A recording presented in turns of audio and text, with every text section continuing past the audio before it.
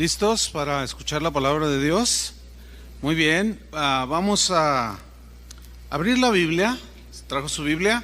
Si no, van a aparecer los textos ahí en la pantalla. Vamos a empezar con Proverbios 14:21. Mire, el tema que voy a tratar en esta ocasión es un tema que Dios comenzó a hablar a mi corazón algún tiempo atrás, por no decir algunos años atrás. Es un tema muy poco tratado dentro de las iglesias cristianas. Es un pecado que es parte de la vida cotidiana de todos los seres humanos, y los cristianos no estamos exentos de ese pecado. Pero es un pecado que tiene graves consecuencias, como todos, pero este en particular porque nos puede llevar al final a menospreciar a Dios. Y precisamente el tema se titula El pecado de menospreciar. Y vamos a leer Proverbios 14:21. Sígame ahí, por favor. Dice así: peca el que menosprecia a su prójimo, mas el que tiene misericordia de los pobres es bienaventurado. Aquí dice claramente que menospreciar a una persona hecha la imagen de Dios es un pecado. Es un pecado. Esta palabra menospreciar, en su etimología griega, significa considerar algo o a alguien como nada, restarle valor e importancia a algo o a alguien. La Biblia trata con alguien, o sea, con el prójimo, con el semejante. Esta actitud de menospreciar a otros es muy clara en la Biblia de que es un pecado. Menospreciar, según la palabra, tiene la idea de desfavorecer a alguien, así como de ignorarlo y no tenderle la mano, así como, pues este es un muerto de hambre, ¿no? O sea, ¿qué me importa lo que le pase, no? También tiene la idea de burlarse. Hay muchas maneras en que podemos burlarnos de las demás personas. Tiene la idea de tener a menos a alguien, mirar de lado, así como que, uy, pues no es ni digno que yo lo mire, ¿no? Así como de ladito. Tiene la idea también de deshonrar, de ridiculizar, de desairar, de ultrajar, maltratar, ofender, insultar, humillar, porque cuando alguien menosprecia a otro, lo está humillando. Y finalmente termina lastimando el corazón de la persona, o te lastiman o nos lastiman. Por consiguiente, menospreciar pues es un pecado que la verdad es muy común entre los seres humanos, este pecado. Si somos observadores, constantemente los seres humanos nos estamos menospreciando. Uno, porque es rubio, menosprecia al moreno o al negro, y el negro al rubio. Nos menospreciamos entre nosotros los seres humanos por el nivel social, hasta por el auto que traen, por la ropa que se viste, por el barrio donde vive. O sea, siempre hay esa actitud de menosprecio. Y muchas veces también menospreciamos a otros nada más por la simple apariencia, cuando la Biblia es clara de que Dios no mira lo de fuera, sino lo del corazón, lo de dentro. Y nosotros tenemos que aprender a tratar de comprender que el corazón es lo que vale en sí, no tanto la imagen externa. Y yo me he dado cuenta a través de los años que entre los cristianos este pecado está sumamente arraigado. En mi vida cristiana, como miembro de una congregación, así como ustedes antes de ser llamado al ministerio, yo no recuerdo haber escuchado, debe haber, por supuesto, ¿no? Pero no recuerdo haber escuchado un tema así específico acerca de menospreciar a otros, por lo que sea, ¿sí? Pero cuando Dios empezó a hablarme de esto, bueno, primero es obvio que el Señor quiere que el que va a enseñar, pues Dios quiere tratar el corazón, ¿no es cierto? Y lo fui asimilando y empecé a poner frenos, límites en este pecado que se nos ha colado y que ahora está, pero pero sí a flor de piel en la vida de muchos cristianos. Porque cuando menospreciamos a otros, en realidad estamos diciendo que somos mejores que ellos. Ese es, en pocas palabras, lo que estamos proyectando. Cuando menospreciamos a otros, en realidad nos estamos comparando con otros a quienes consideramos pues que valen menos, o que no son dignos de tomarles en cuenta, o son sin importancia. Y fíjense que Jesús trató mucho este punto, los apóstoles igual, y la Biblia en general, como vamos a comprobarlo.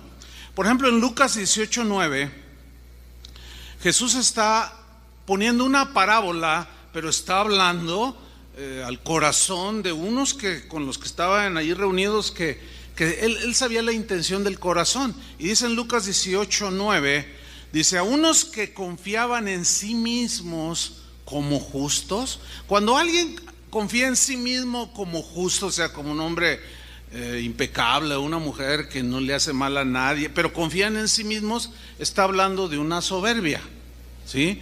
De un orgullo que lo hace actuar de cierta manera en relación con los demás. En este mismo versículo, en Lucas 18:9, se lee así en la versión en lenguaje sencillo. Dice: una vez Jesús estuvo hablando con unas personas, y miren cómo es esta traducción: de esas que se creen muy buenas y que siempre están despreciando a los demás. Hay otra versión que dice: de esos que nunca aceptan que cometen errores. ¿Conoce gente que nunca acepta que comete errores? ¿Sí? ¿Conocen a uno o no? O a lo mejor somos unos de ellos. Bueno, no lo sé. Pues sí, efectivamente Jesús se refirió a aquellos que constantemente desfavorecen a otros, porque para ellos son sin importancia, ¿sí? Jesús está refiriéndose a aquellos que constantemente se burlan de otros seres humanos, que los tienen a menos, de aquellos que miran de lado con desprecio a los demás, que los deshonran, los ridiculizan, los desairan, los ultrajan, los maltratan, los ofenden, los insultan, los humillan y terminan lastimando el corazón por la actitud que hay de menosprecio. ¿Alguna vez has sentido tú el menosprecio de alguien? Se siente feo, ¿no es cierto? Pero ¿cuántos reconocen que también hemos menospreciado a otros? ¿Sí lo reconocen? Entonces también los otros sintieron feo. Entonces Jesús les dice una parábola. Dice en el versículo 10 de Lucas 18: dos hombres subieron al templo a orar. Al templo a orar, pues es que se va a la casa de Dios a orar. Orar es un privilegio, hermanos, porque orar es hablar directamente con Dios. Ese es un privilegio que Dios nos dio a los seres humanos que creemos en Él. Hablamos cara a cara. Es una actividad propia de alguien que tiene piedad y devoción a Dios. Orar, pero se puede orar con el corazón torcido. Miren lo que sucede. Subieron al templo a orar. Uno era fariseo y el otro era publicano. Ambos eran pecadores, como todos somos pecadores. Dice el versículo 11: el fariseo, puesto en pie, oraba consigo mismo de esta manera. Fíjate, Jesús habla de un fariseo y un publicano. ¿Quiénes eran los publicanos? Los publicanos eran judíos que cobraban los impuestos a favor de Roma. El problema con ellos es que abusaban de esa autoridad que les delegaba Roma para recaudar los impuestos, y abusaban de la gente y los extorsionaban y se enriquecían y eran soberbios, eran pecadores, cuando alguien quería ofender al otro lo comparaba con un publicano, o sea, así como diciendo, es sumamente pecador. Pero los fariseos, ¿quiénes eran? Porque habló de un fariseo y de un publicano. ¿Quiénes eran los fariseos? Bueno, los fariseos dentro de Israel, era como la élite de cierto grupo de personas que habían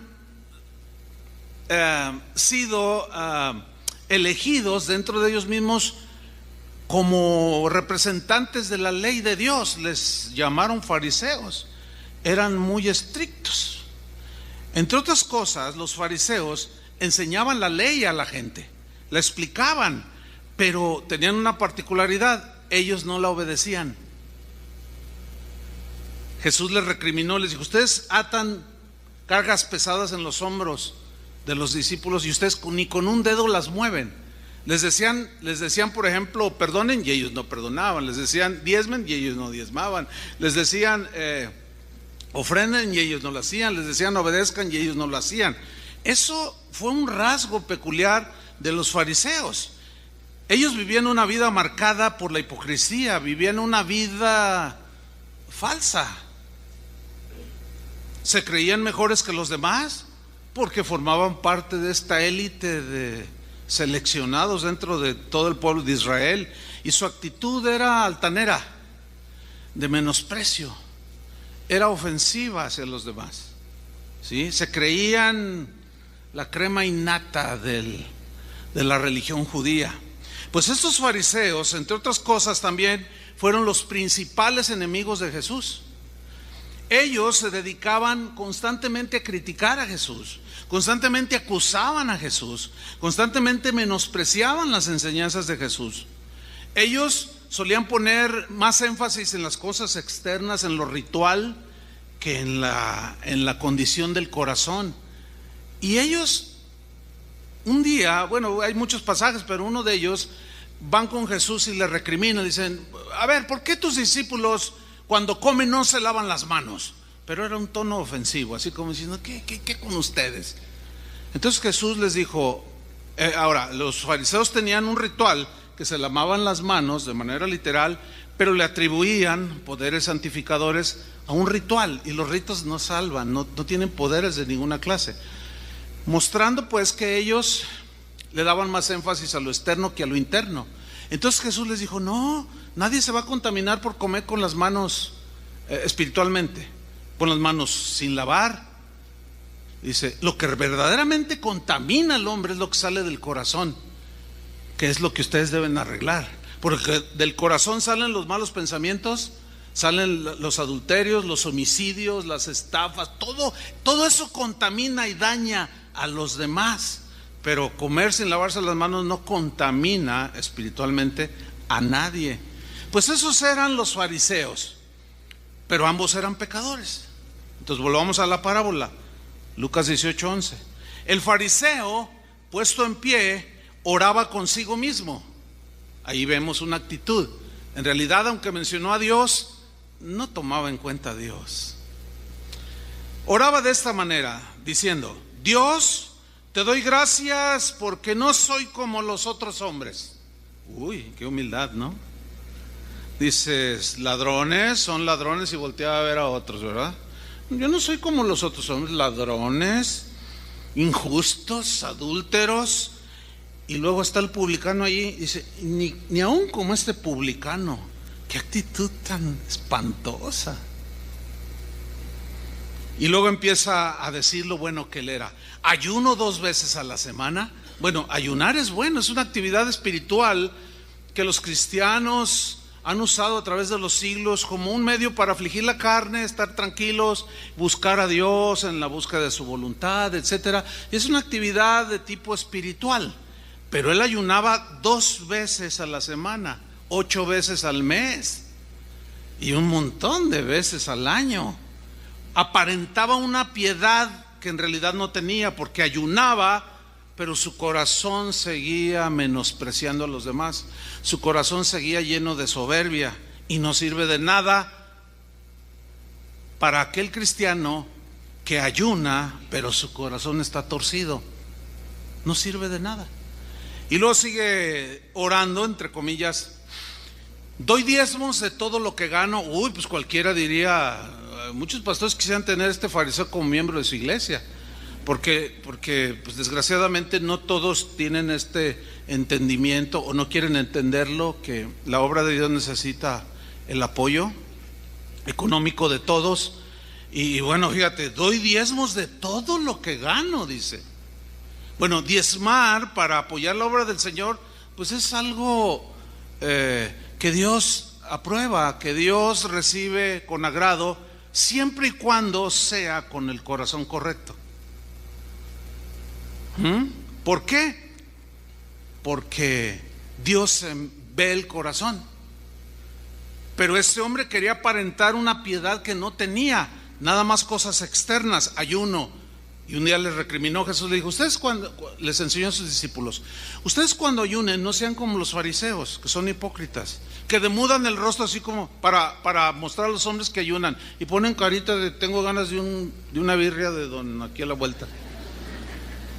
Dice, no, ustedes cuando ayunen lávense, peínense, y no muestren a los hombres que ayunan, sino a Dios. Les está hablando del corazón.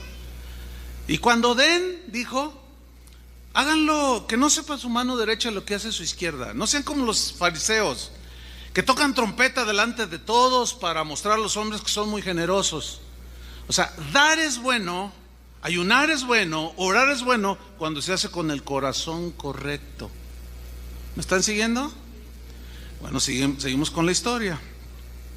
Y aquí está este fariseo menospreciando a los demás. Versículo 13. Mas el publicano, que también era un pecador, estando lejos, no quería ni aún alzar los ojos al cielo. O sea, estaba mostrando una actitud por la posición de su cuerpo, estaba mostrando una actitud, sino que golpeaba el pecho, que era una costumbre judía que simbolizaba arrepentimiento, y se golpeaba el pecho diciendo, Dios, sé propicio a mí, dame tu perdón, soy pecador, reconozco que he pecado, que abuso de la gente, ayúdame. Y estaba allí confesando su pecado al Señor. Versículo 14, dice, os digo que o sea, el publicano que fue despreciado por el fariseo, os digo que descendió a su casa justificado antes que el otro. ¿Se acuerdan que Pablo dijo a los Romanos, capítulo 5, versículo 1, justificados pues por la fe, tenemos ¿qué? Paz para con Dios. Mire, este publicano llegó en una condición y se fue diferente, se fue con paz en su corazón. El fariseo llegó en una condición y se fue no solo en la misma condición, sino en la peor condición.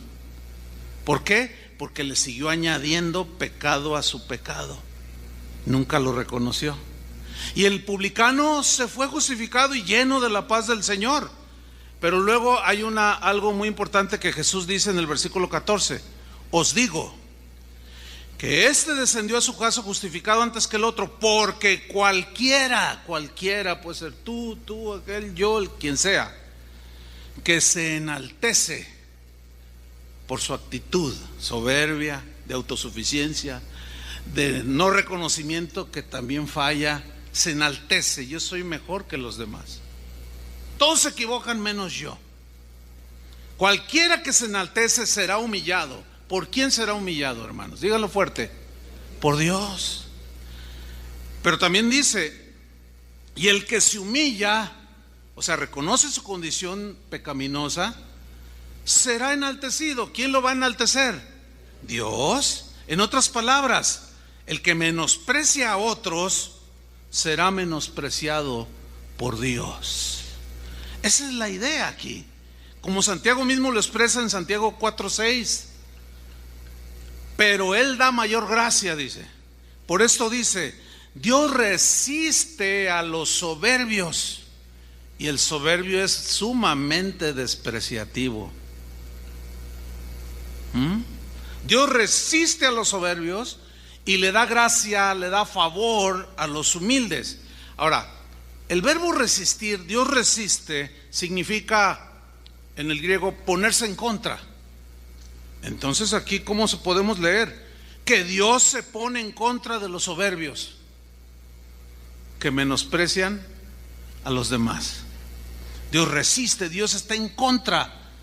Es decir, en otras palabras, cuando nosotros, la soberbia nos lleva a despreciar a los demás, nos estamos volviendo enemigos de Dios, o estamos poniendo a Dios en contra nuestra.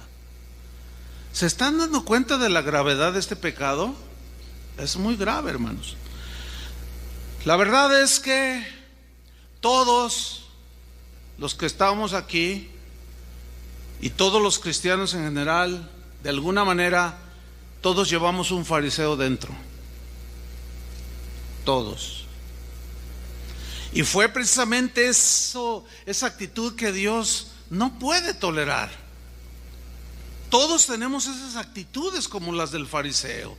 Actitudes que no agradan a Dios, que van en contra del Espíritu de Dios, que van en contra del amor fraternal, que van en contra de la unidad del cuerpo de Cristo por el desprecio que hay en el corazón hacia otros.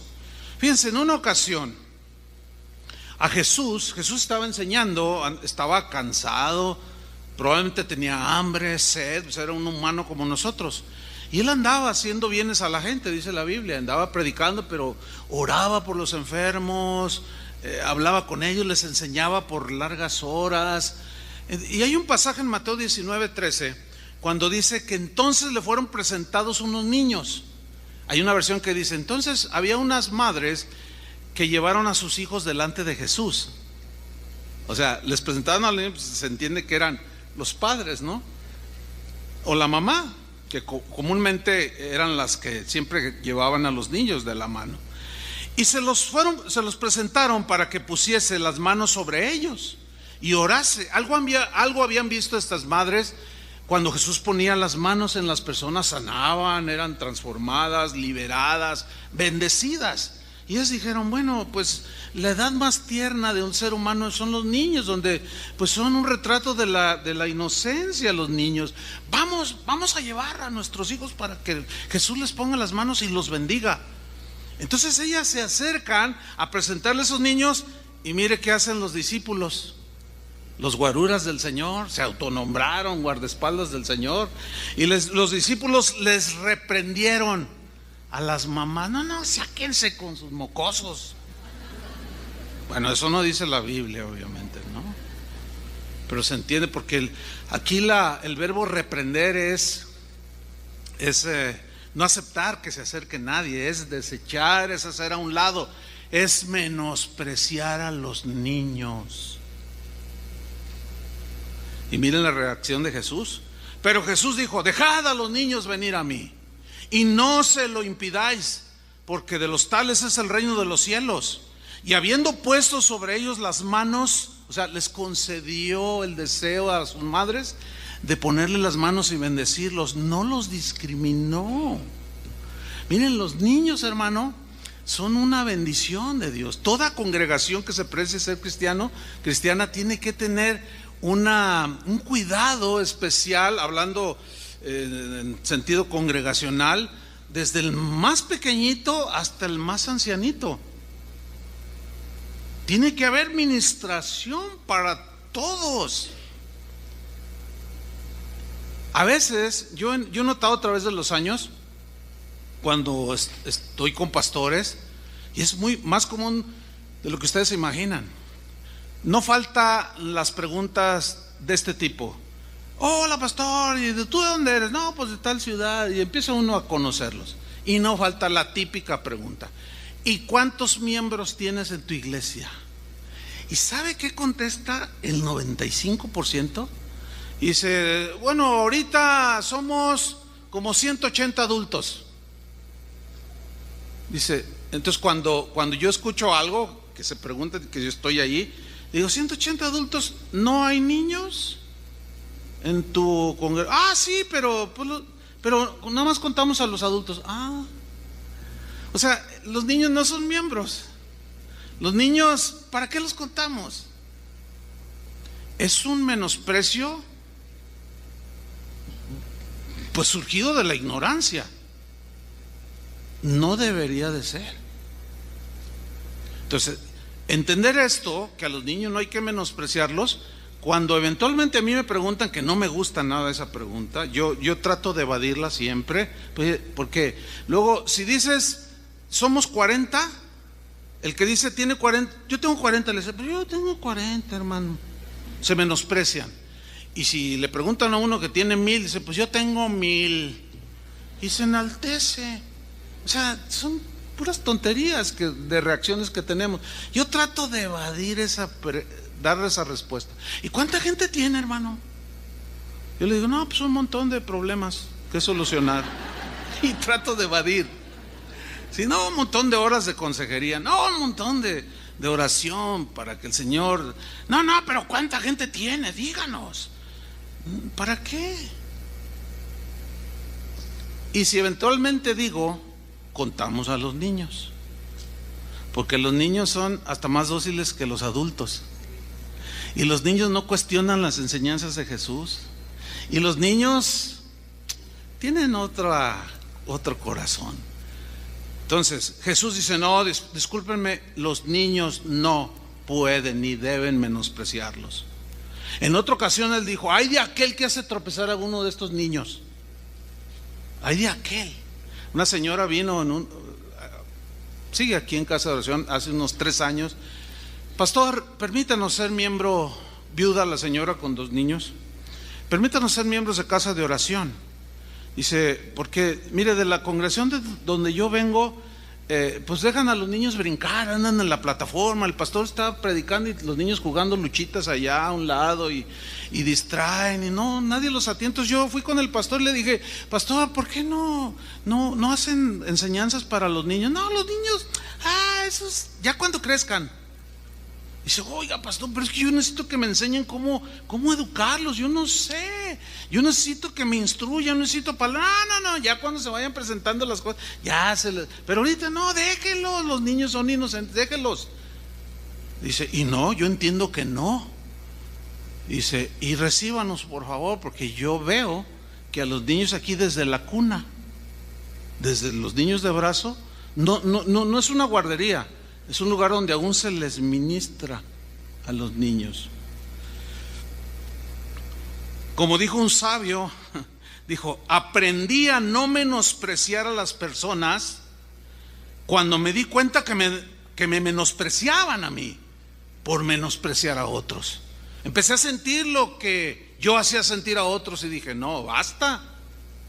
Yo siento bien feo que me estén menospreciando. Y era un hombre muy reconocido en su época, pero era muy soberbio y menospreciaba. Entonces él escribió cuando reflexionó: aprendí ya a no menospreciar a las personas, porque me di cuenta que me despreciaban a mí por menospreciar yo a los demás. Y me detuve.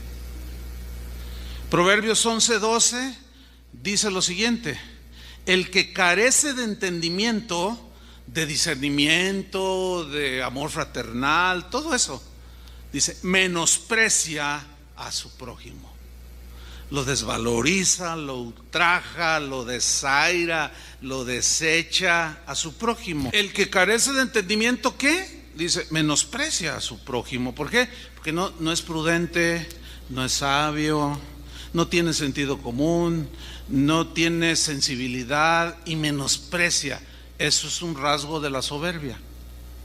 Claramente lo está diciendo ahí la Biblia. Ahora, este mismo versículo de Proverbios 11:12 en la versión moderna se lee así: aquel que desprecia a su prójimo es falto de entendimiento, pero el hombre de discernimiento callará sus defectos. O sea, aquel que siempre está menospreciando es aquel que siempre está, todo le parece mal, todo critica.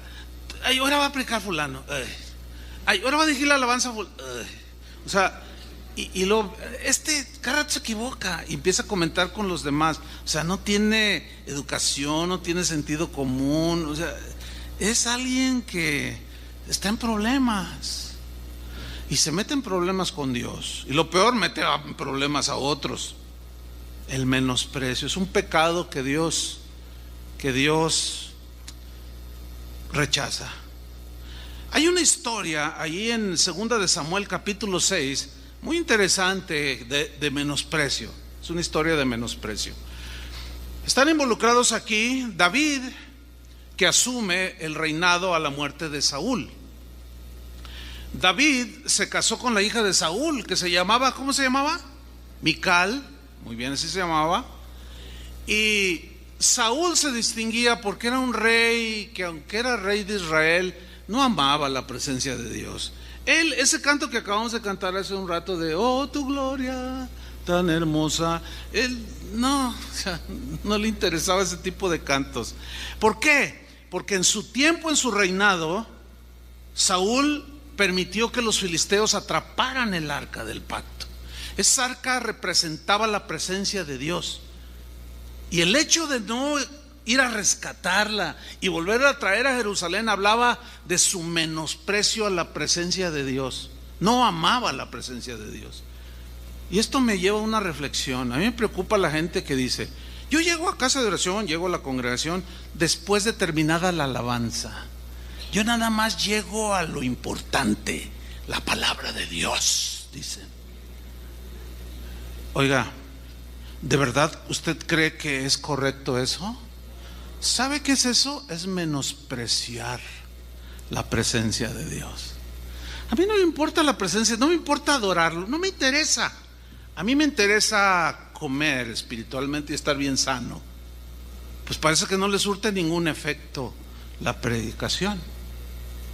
Eso es menospreciar la presencia de Dios. Y Saúl se distinguía por eso. Pero muere, sube David al trono, y lo primero que hace es agarrar a sus guerreros y dice: vamos por el arca. Y se las arrebata, un enfrentamiento allí, y la lleva, la rescata y la lleva a Jerusalén, el arca. Pero David estaba feliz, contento, y armó una tarde de alabanza y de adoración impresionante. Vamos a leerla. Segunda de Samuel 6:14. Y llevaban el arca que habían recién capturado, y dice: y David danzaba con toda su fuerza delante de Jehová. ¿Delante de quién? De Jehová. Y estaba David vestido con un efod de lino. Y así David, o sea, era una vestidura muy sencilla. Dice: así David y toda la casa de Israel conducían el arca. Fíjese, todo el pueblo involucrado conducían el arca de Jehová con júbilo y sonido de trompeta. O sea, era una fiesta, hubo una algarabía.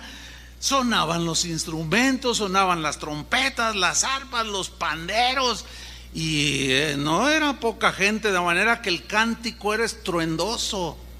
Si aquí suena estruendoso que un par de miles de personas, ahora imagínese con miles de personas. No era para menos celebrar a Dios, celebrar que la presencia del Señor volvía a estar en medio de Israel. Era para los que amaban a Dios un acontecimiento que les produjo muchísima alegría. Pero mira lo que sucede. Versículo 16. Cuando el arca de Jehová llegó a la ciudad de David, aconteció que Mical, hija de Saúl, miró desde una ventana. A ver, ¿qué estaba haciendo allá? O sea, no estaba donde deberían de estar y donde estaban todos los del pueblo de Dios. Ay, no, yo no me junto con la chusma. Ay, no, qué aburrido eso de estar ahí celebrando. ¿Para qué? Y se puso a mirar, a criticar desde la ventana lo que otros estaban haciendo. Y miren lo que sucedió.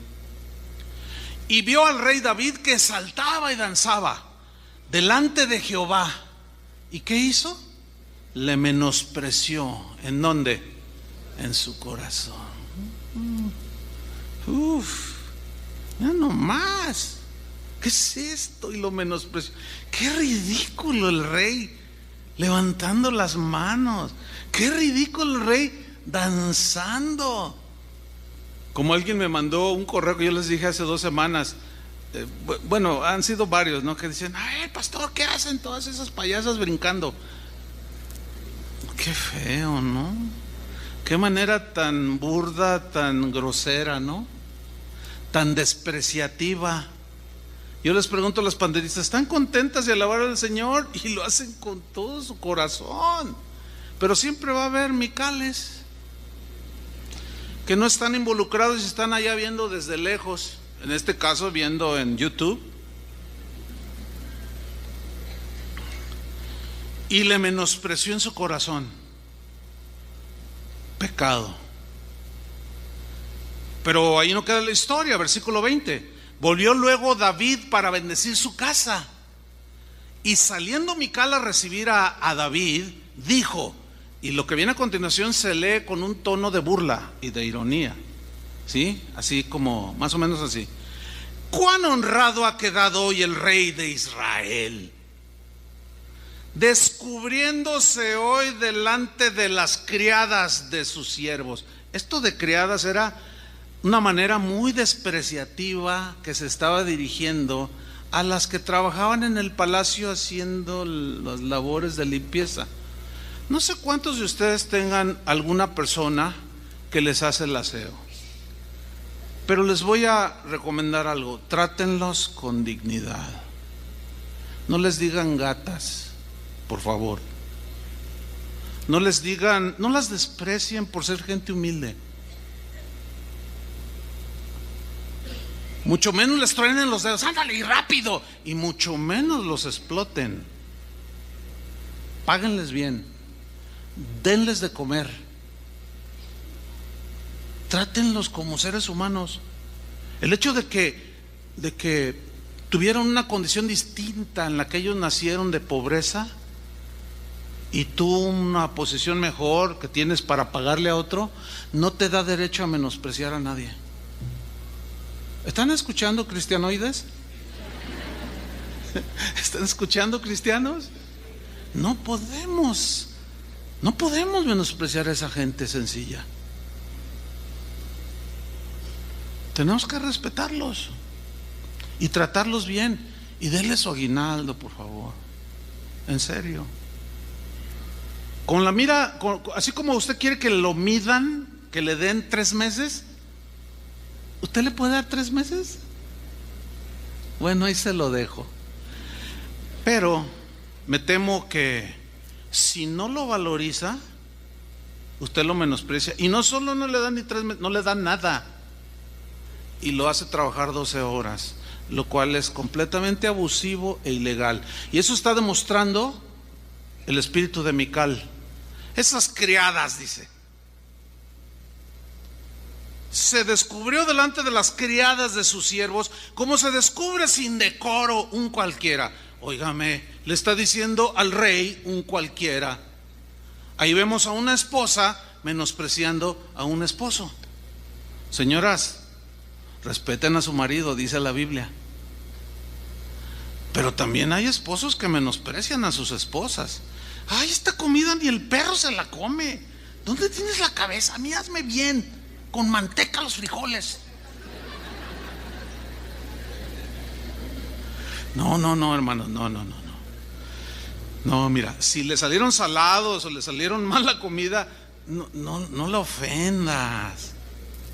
¿Verdad que no, señoras? Ya se desahogaron. No, o sea, si salió mal, simplemente no digas nada. Pásalo por alto y agradécele. Oye, gracias por la cena.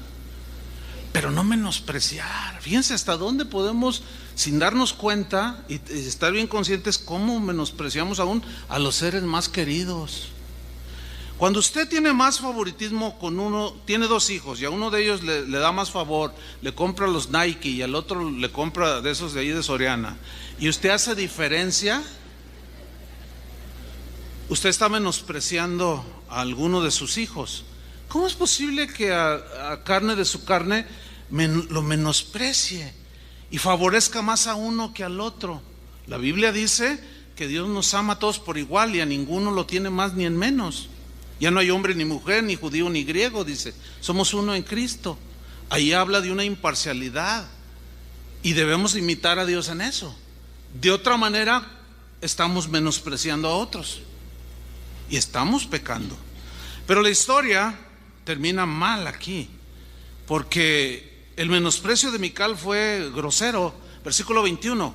Entonces David respondió a Mical: fue delante de Jehová, le dice, quien me eligió en preferencia a tu padre y a toda tu casa para constituirme por príncipe sobre el pueblo de Jehová, sobre Israel. Por tanto, danzaré delante de Jehová. Fue delante de Dios. Como aquella señora que en aquel pasillo me dijo: ay, pastor, hoy no me gustó la alabanza. Yo le dije: qué bueno, porque no era para usted. ¿De cuándo acá la alabanza es para nosotros? ¿Te importa, Chuy, que le guste a la gente la alabanza? Cuando yo dirigía, a mí no me importaba si les gustaba a ustedes. Pues ahora menos porque ya no dirijo. Pero en aquel tiempo yo no me preocupaba si les gustaba a ustedes. Yo no actuaba ni lo hacía para ustedes o para los de ese entonces. Yo me preocupaba que fuera para Dios y si le agradaba a Él o no. ¿De dónde sacan eso de que, ay, hoy no me gustó la alabanza? Ay, va a dirigir fulano. Ay, no me gusta. Mi preferido es Luis Miguel. No, hermanos. ¿Cómo? A ver. Ay, yo voy a predicar fulano de tal. Ay, no me gusta. A mí me gusta fulano de tal. Ahí como de que despistadamente te vas al baño, viejita. Y luego yo me voy detrás y nos vamos porque no me gusta este. Escúcheme bien. Siga haciéndolo y va a terminar muy mal. Muy mal. ¿Sabe cómo va a terminar? Porque ya lo empezó a hacer. Al menospreciar de lo que he mencionado, van a terminar despreciando directamente a Dios, como lo vamos a ver a continuación. Delante del Señor, dice en el versículo 22, y aún me haré más vil que esta vez. O sea, ante tus ojos, porque dice, y seré bajo a tus ojos, sí, ante tu opinión yo soy un cualquiera, pero seré honrado. Y luego mira lo que dice, delante de las criadas de quienes has hablado. ¿Por qué dijo de quienes has hablado? Por cómo las mencionó, cómo se refirió a ellas, las ofendió. Pero mira las consecuencias de los Micales. Versículo 23. Y Mical, hija de Saúl, nunca tuvo hijos hasta el día de su muerte. ¿No sería un juicio de Dios? Probablemente. Porque Dios resiste a los soberbios, se vuelve en contra de ellos. ¿Usted cree que Dios escucha las oraciones de esos? No, ahí está la parábola del publicano. No la escuchó, pero sí escuchó la del publicano. La del fariseo no la escuchó, la del publicano sí. ¿Por qué? Porque se arrepintió y no se estaba comparando con nadie. Pablo se considera después de Jesús como el cristiano que más difundió el evangelio en aquellos tiempos, y él siempre estuvo preocupado por el desarrollo sano de los cristianos en las distintas ciudades y regiones. Él escribió exhortaciones a no menospreciar a otros, a los cristianos en Roma, a los cristianos en Corinto, a los colosenses, a los efesios. Por ejemplo, en 1 Corintios, Pablo se enteró de que había este problema de que se menospreciaban. Entonces el Espíritu Santo le inspiró a poner una analogía del cuerpo humano para ilustrar de que somos un cuerpo en Cristo. Y esto es lo que él menciona en 1 Corintios 12:13. Dice, porque por un solo Espíritu fuimos todos, ¿cuántos? Todos bautizados en un cuerpo, el cuerpo de Cristo. Sean judíos o griegos, sean esclavos o libres, no importa, todos fuimos bautizados en un solo cuerpo. Y a todos, dice, a ti, a todos se nos dio a beber de un mismo espíritu. Todos. Además, y comienza con su analogía, para hacerlos entender que era un pecado menospreciar a otros hermanos. Además, el cuerpo no es un solo miembro, sino muchos. Si dijera el pie, porque no soy mano, no soy del cuerpo, ¿por eso no será del cuerpo? Y si dijera la oreja, porque no soy ojo, no soy del cuerpo, ¿por eso no será del cuerpo? Y si todo el cuerpo fuese ojo, ¿dónde estaría el oído? Si todo fuese oído, ¿dónde estaría el olfato? Mas ahora, síganme con atención, mas ahora Dios, ¿quién? Digan todos, Dios. Dios ha colocado a los miembros, cada uno de ellos, en el cuerpo. O sea, tú. Dios nos puso en el cuerpo de Cristo para una función específica. ¿Son todos ojo? No. ¿Son todos oreja? No. ¿Nariz? No. ¿Son todos pie? No. Entonces, no. Somos somos diversos, formamos de manera diversa un mismo cuerpo, el cuerpo de Cristo. Cada quien hace una función.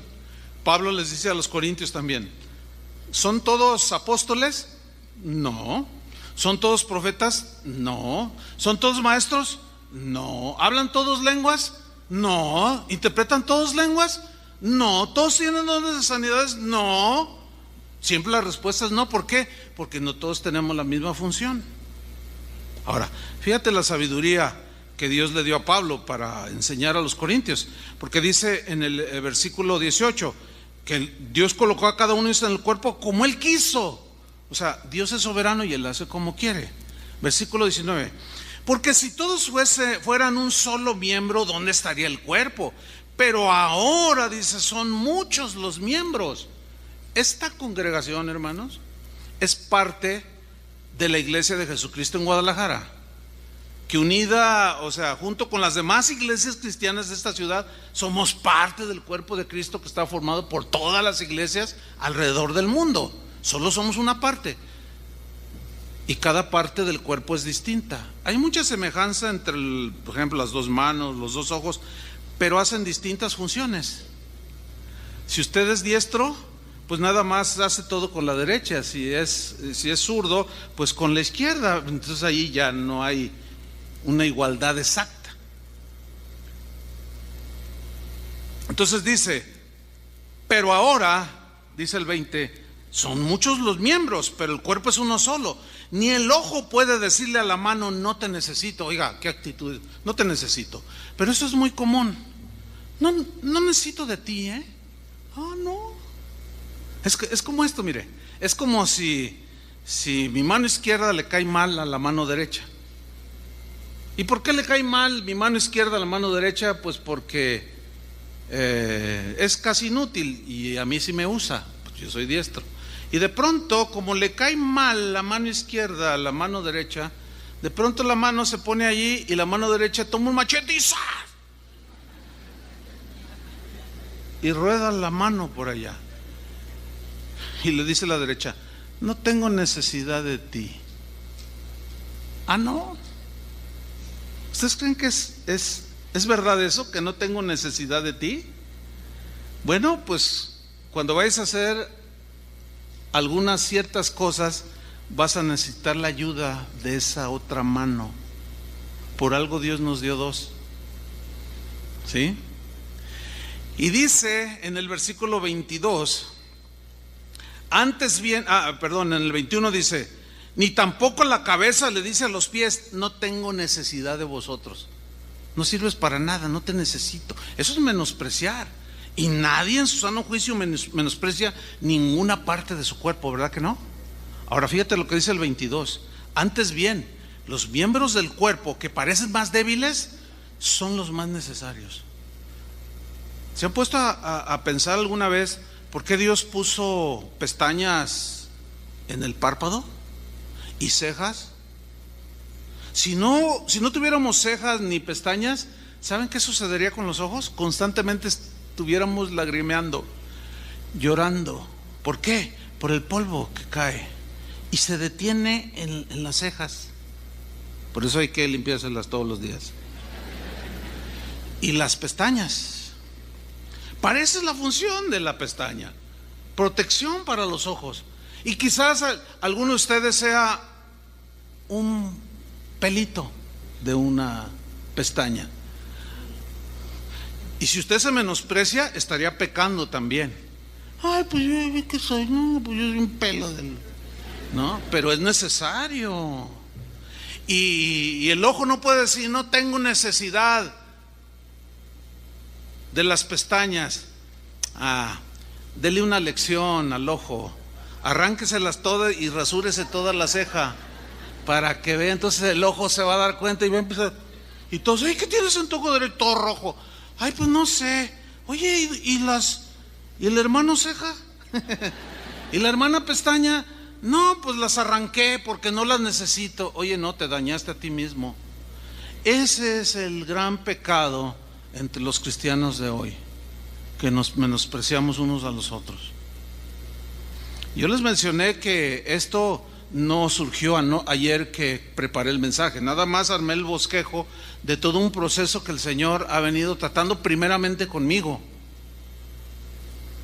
Esa es la verdad. Yo reconozco que muchas veces me excedí y caí en ese pecado, aún enseñando la palabra de Dios. Pero bueno, siempre hay tiempo para rectificar, ¿sí o no? Y bueno, para rectificar y pedir perdón y poner un alto. Y yo dije, no, ya Señor, ayúdame, porque todo este tiempo al presente que Dios me ha mostrado este mensaje, yo palpé que todos los días me enfrento en situaciones en las cuales puedo manifestar mi desprecio o mi menosprecio a más de uno. Pero el Espíritu Santo ha estado ahí porque yo se lo pedí. Le dije, Señor, no me pases ni una sola. Así es que ahora, pues abrazo a un chiva. Es una ilustración nada más. Porque algo sí ha pasado en mi corazón. Yo le soy sincero, ha pasado algo. Sí, Dios ha tratado conmigo y me reprendió y me dijo, ya frena eso, ya párale eso. Entonces yo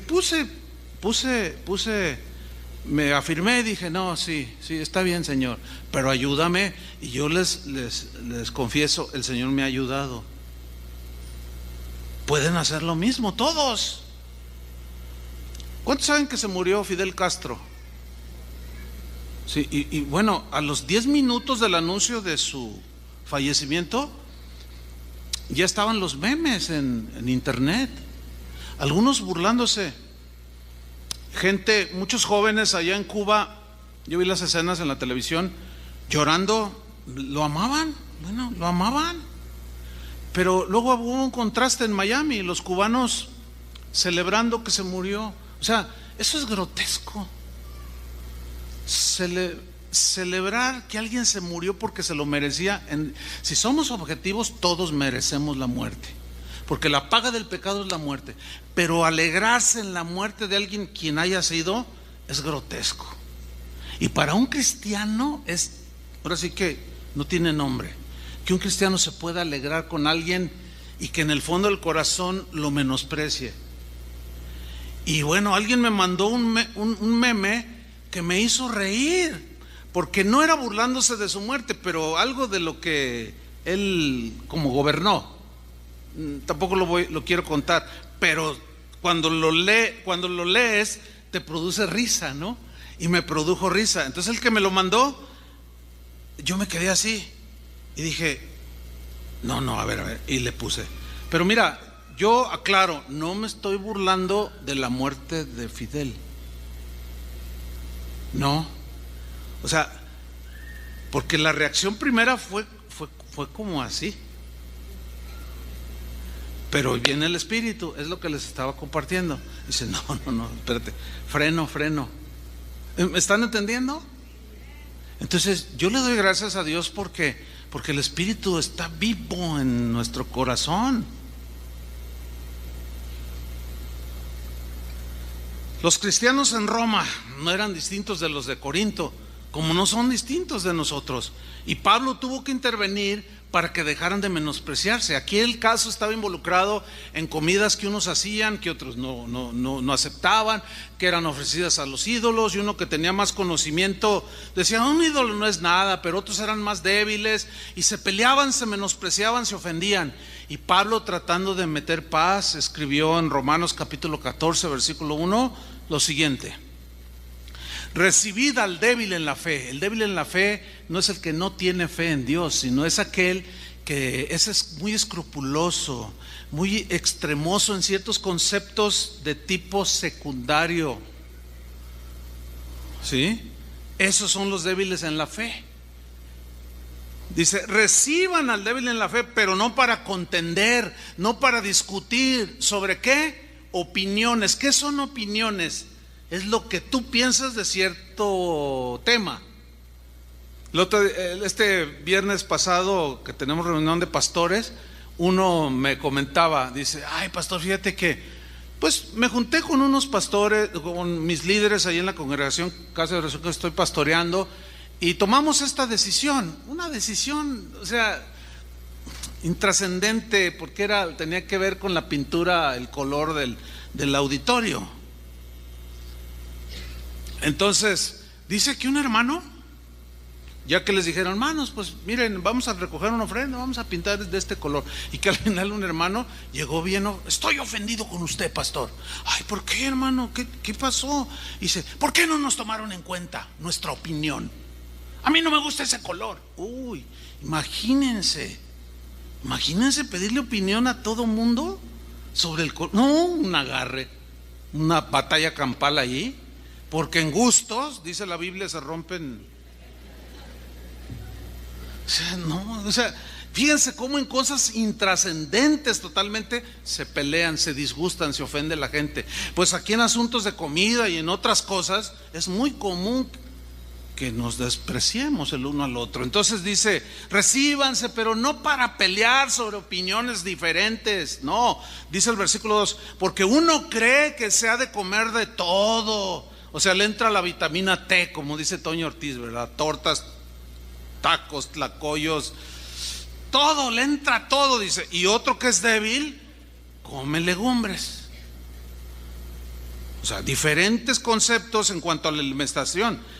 Pero estaba sucediendo que se menospreciaban, versículo 3, porque Pablo dice, el que come, o sea, que le entra todo, que no tiene cargo de conciencia, que no, todo está bien, damos gracias a Dios. El que come, dice, no menosprecie al que no come, no lo desvalorice, no le quítate para allá, inmaduro. No, dice, y el que no come, no juzgue al que come, porque Dios le ha recibido. ¿Tú quién eres que juzgas al criado ajeno? Para su propio Señor está en pie, o cae, pero estará firme, porque poderoso es el Señor para hacerle estar firme. Versículo 5. Uno, aquí tenemos a uno, hace diferencia entre día y día. Otro, acá está otro, juzga iguales todos los días. Cada uno esté plenamente convencido en su propia mente. O sea, da un límite, mejor dicho, en el aspecto de la libertad, de gustos, de cosas intrascendentes, vamos, en cuestiones de comida o cosas que no trascienden hacia la salvación o en la vida espiritual. La Biblia nos da cierta libertad, y ahí es donde justamente algunos cristianos escrupulosos, demasiado escrupulosos, ponen el gran énfasis. Dice aquí, unos hacen caso del día, otros hacen diferencia entre día y día, otros juzgan iguales todos los días. Aquí tenemos a uno que hace diferencia entre día y día, o sea, es muy observador de los días. Por ejemplo, yo les he puesto en otra ocasión este ejemplo, esta ilustración. Mi esposa, para ella le es muy importante celebrar los cumpleaños de los hijos, de ella, el mío, pero yo soy totalmente distinto. A mí me son iguales todos los días. Yo, créanme, hermanos, el día de mi cumpleaños despierto y ni por aquí, ni tampoco espero una fiesta. Bueno, tan así que cuando Casa de Oración cumple aniversario, se me olvida. Pero hay iglesias que dicen, no, nosotros celebramos nuestro cumpleaños cada año. 10 años de nuestra iglesia. Nosotros ya tenemos 34. Creo que el último que celebramos fue cuando cumplimos 15 años. Sí, ¿verdad? Fíjate nomás, casi 20. Un pastel que estaba allí con el logo de Casa de Oración. El problema es que cuando nos casamos, mi esposa y yo empecé a ver que mi actitud generaba problemas. ¿Por qué? Porque llegó el primer aniversario de bodas y se me olvidó. Porque para mí todos los días son iguales. Todos los días trato de demostrarle a mi esposa con actitudes, le digo cosas bonitas, aprecio su comida. Y para mí son iguales todos los días. Pero para ella no, porque ella, su concepto es, no, hay que reunirnos la familia, cuando cumplen los años los hijos, nuestro aniversario, que salimos unos días para pasearnos, qué sé yo. Pero yo soy diferente. Entonces yo no puedo obligarla a ella, ni debo obligarla a que sea como yo, porque eso va a generar contienda. Y tampoco ella me debe obligar a ser como ella. ¿Cómo se concilia esto? Se concilia por medio del amor, el afecto fraternal. Entonces, bueno, para evitar eso, yo tuve que grabarme muy bien y poner el calendario, ¿entiende? Y sigo usando mi anillo que me puse por primera vez hace 38 años, lo sigo usando. Entonces, yo veo ahí el calendario y cuando los compromisos que tengo cuando salgo fuera de la ciudad, siempre veo, ¿y cuándo es el cumpleaños de mi mamá, etcétera, etcétera? Para no violentarlo y alegrar el corazón de mi esposa. Y mire, santa paz. ¿Sí? Pero, mire, ya viene diciembre y sus posadas. Y ay, hermanos, es un agarre entre cristianos. Hay quienes les gusta hacer una celebración, pero hay otros que dicen, es del diablo. Ese es Satanás, el demonio. Dicen, pero te dicen, no, ¿cuál demonio?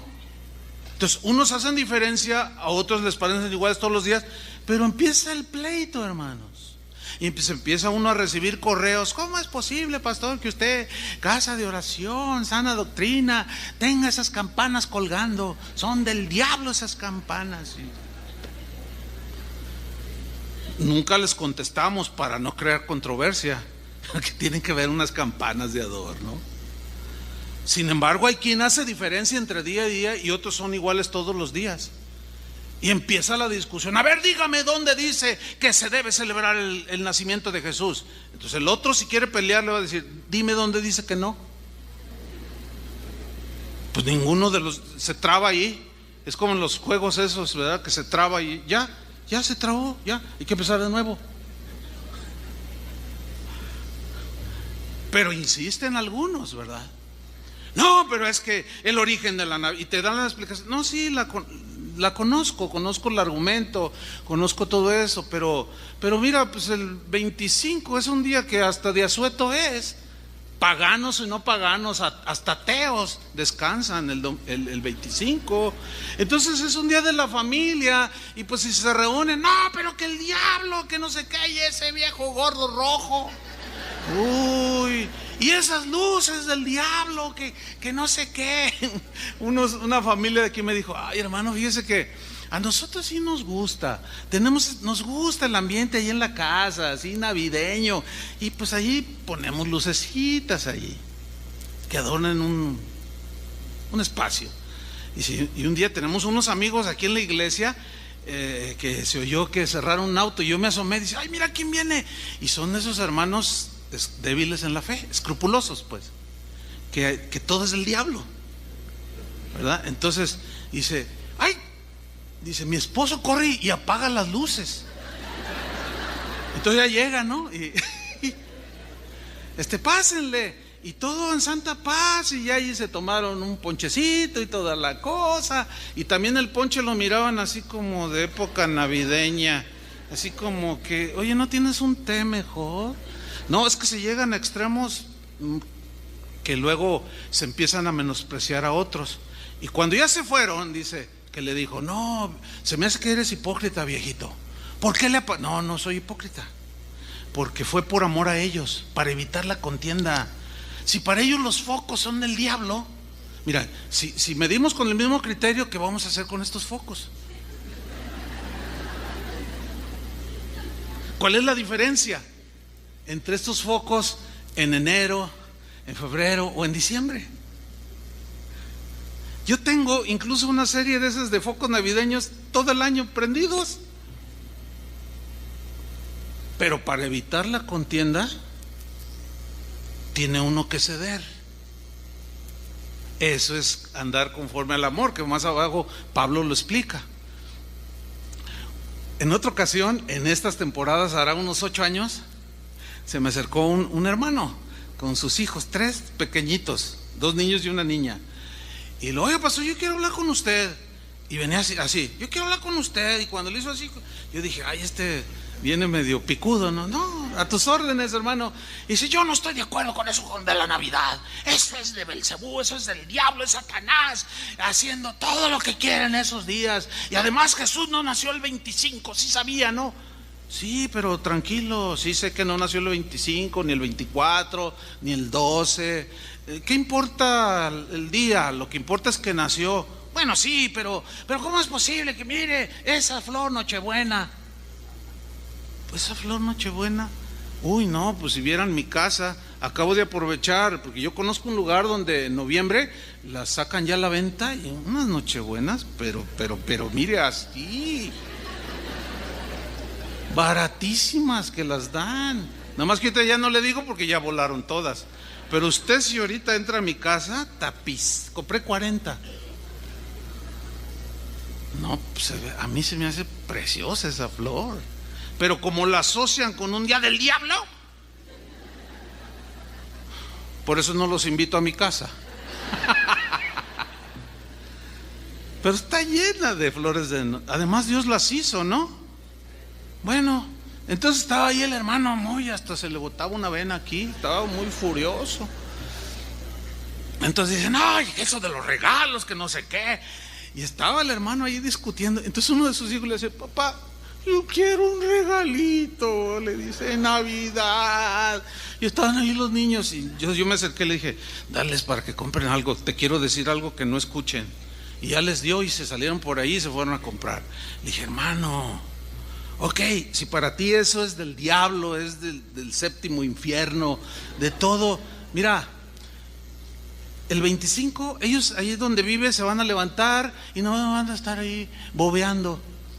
Con los otros niños sacan su carrito, sacan sus cositas, están jugando.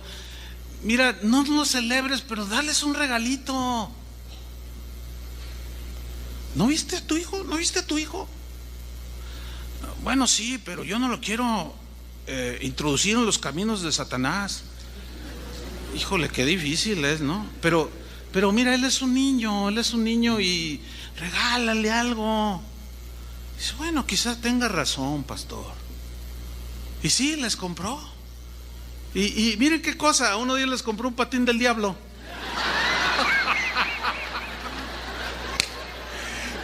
Y el chiquillo andaba, pero feliz con su patín del diablo.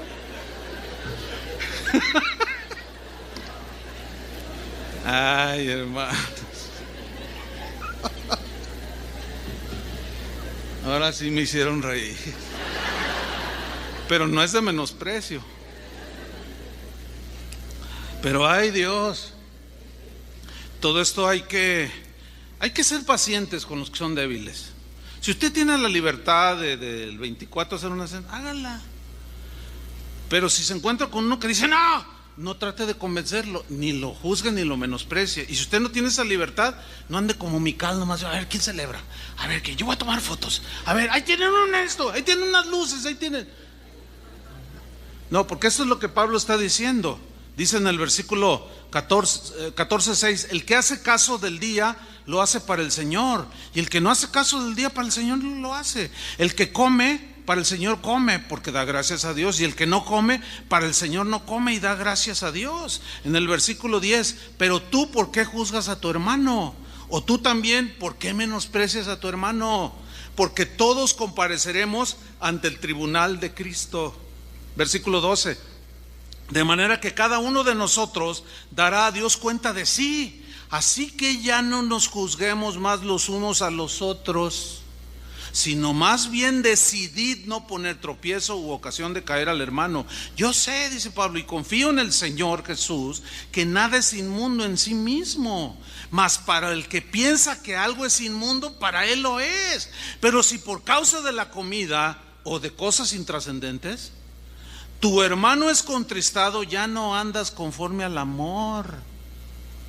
No hagas que por la comida tuya se pierda aquel por quien Cristo murió.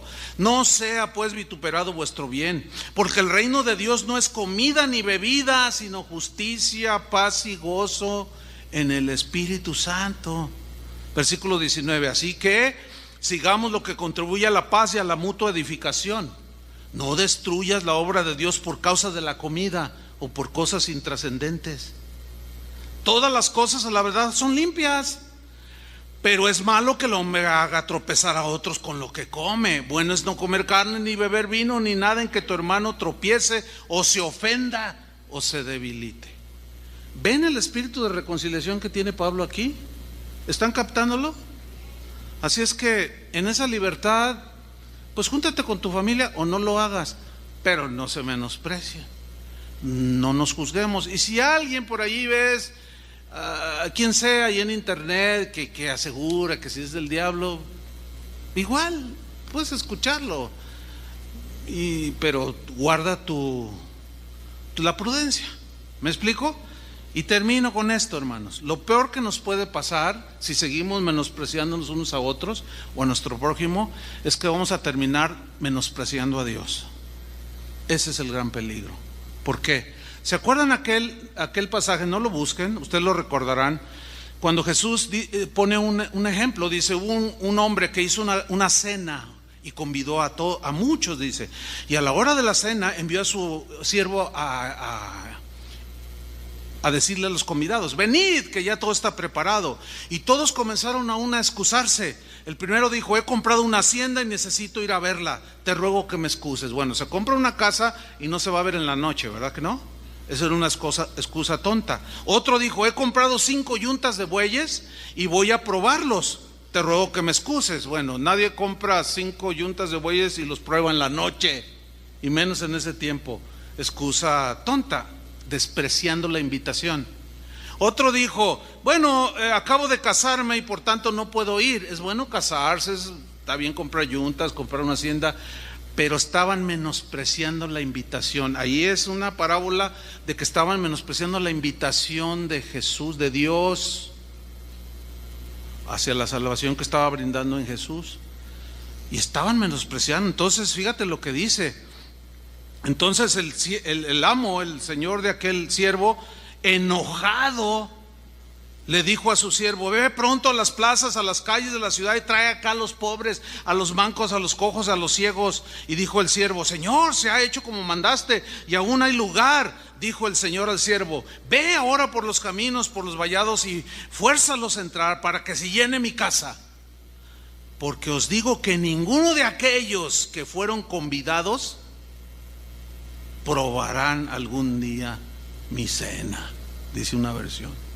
O sea, ya me menospreciaron, me desairaron, no quisieron lo mío. Caso trágico, el de Esaú, para terminar. Génesis 25-29. ¿Quién era Esaú? Esaú era un mellizo junto con Jacob, su hermano, hijos de Isaac. Isaac era el hijo de la promesa de Abraham, que Dios le había prometido que Dios lo iba a multiplicar, lo iba a bendecir. Entonces Esaú era cazador, era un hombre de campo, olía a campo. Él iba y cazaba presas y se las preparaba a su padre. Y Isaac dice que le gustaba lo que cazaba su hijo Esaú, pero el otro era más fresita, dirían, ¿no? Y no, era muy tranquilo, era muy quieto, dice así, que era muy quieto y cuidaba ovejitas, ¿verdad?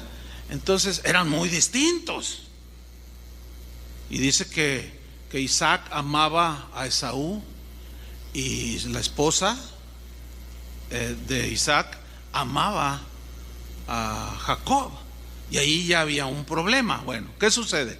Dice Génesis 25-29, y guisó Jacob un potaje, y volviendo Esaú del campo cansado, o sea, la idea es que vino de cacería, traía una presa, había que desollarla, había que prepararla y cocinarla, y ya venía muy cansado porque quizá venía con 60 kilos en los hombros de algún animal que había cazado. Y dijo a Jacob, te ruego que me des a comer de ese guiso rojo, pues estoy muy cansado. Por tanto fue llamado su nombre Edom, que significa rojo. De ahí descienden los edomitas. 31. Y Jacob respondió, era quieto pero era medio tranza. Dice, véndeme en este día tu primogenitura. Tu primogenitura. ¿Y por qué estaba interesado en la primogenitura? ¿Saben por qué? Porque ser primogénito en las familias de aquel tiempo representaba doble porción de la herencia. En el caso de Esaú representaba no solo doble porción de la herencia material de su padre, Isaac, que había heredado de Abraham mucha riqueza material, pero había heredado muchísima más riqueza espiritual, porque de su linaje iba a nacer el Salvador, Jesucristo nuestro Señor.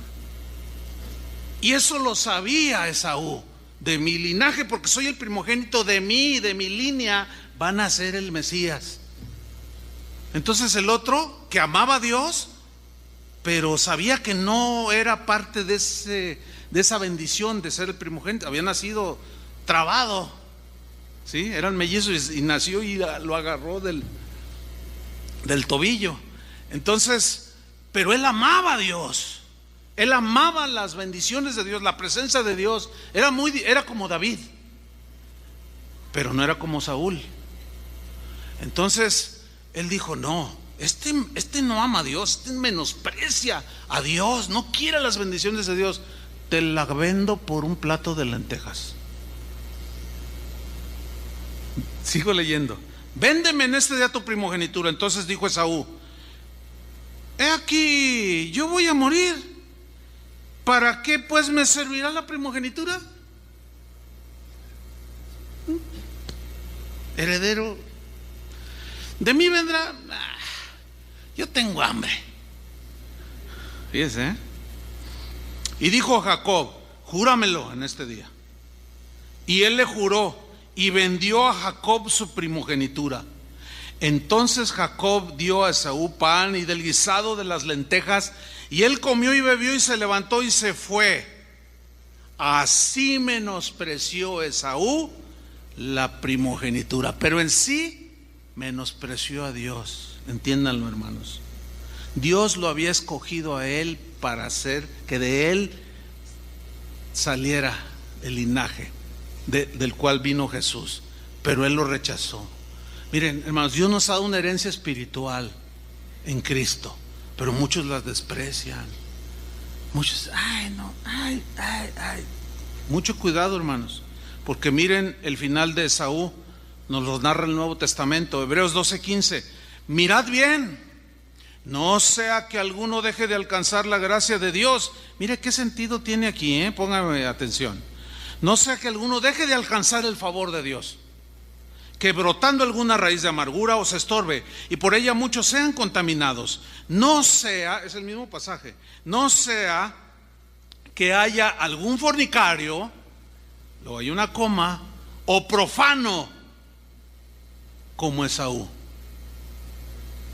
Alguien que menospreció y que violentó lo santo, el plan de Dios, y lo hizo a un lado.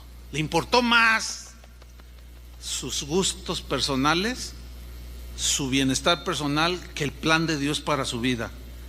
No que haya algún fornicario o profano como Esaú, que por una sola comida vendió su primogenitura, porque ya sabéis que aún después, deseando heredar la bendición, o sea, se quiso arrepentir. Léalo después en Génesis, como diciendo, quiso reaccionar y dijo: ¿qué hice? Pero fue demasiado tarde, hermano, porque aún después, deseando heredar la bendición, fue desechado. ¿Fue qué? Claro, porque si él tuvo eso de desechar a Dios, de menospreciarlo, Dios lo menospreció a él, lo desechó, y no hubo oportunidad para el arrepentimiento, aunque la procuró con lágrimas. O sea, lloró y no, Dios no se conmovió. ¿Sabe por qué? Porque es muy, muy fuerte, muy delicado menospreciar a Dios. Pero ¿cómo se empieza y cómo se termina? Se empieza menospreciando una y otra vez a los demás, y se corre el riesgo de terminar como Esaú, menospreciando a Dios. Que Dios nos dé sabiduría, hermanos. Se comprometen delante del Señor a decirle: Señor, ayúdame a poner freno, pero todos los días, porque a partir de que salgan, hermanos, van a empezar. Así está latente ese pecado, para cuidar nuestro corazón. ¿Quiere que oremos? Señor, ayúdanos. Reconocemos que hemos pecado continuamente y A veces ni cuenta nos hemos dado, Señor, y estamos de una manera repetitiva menospreciando a los demás. Es muy evidente, Señor, que hay muchas razones para menospreciar a otros, las razas, aún las religiones, tantas cosas. Aún lo más triste es pelear entre nosotros como hermanos. Y las redes sociales son pruebas, Señor, de tanto menosprecio entre nosotros mismos, porque no pensamos igual en cosas intrascendentes.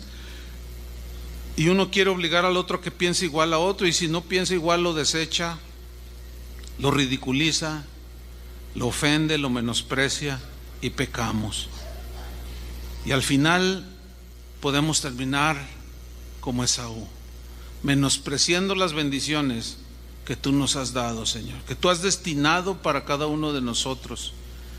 Señor, ayúdanos, porque queremos poner freno a todo esto para no seguir pecando contra el prójimo y contra ti, Señor. Danos sabiduría, entendimiento, discernimiento para frenarnos en el momento. Sin duda que volveremos a transgredir esta línea que es muy delgada, pero que tu Espíritu Santo de manera inmediata nos ponga un alto y nos diga: hey, acabas de menospreciar. Y en ese momento pidamos perdón y volvamos para seguir luchando, Señor, porque no queremos terminar como Esaú, porque fue demasiado tarde, aunque él lloró y lloró queriendo volver a tener lo que tú le habías dado como parte de su herencia, pero ya no fue posible, porque terminó menospreciándote a ti. Ayúdanos, Señor, te lo pedimos en el nombre de Jesús, amén. Que Dios les bendiga, hermanos.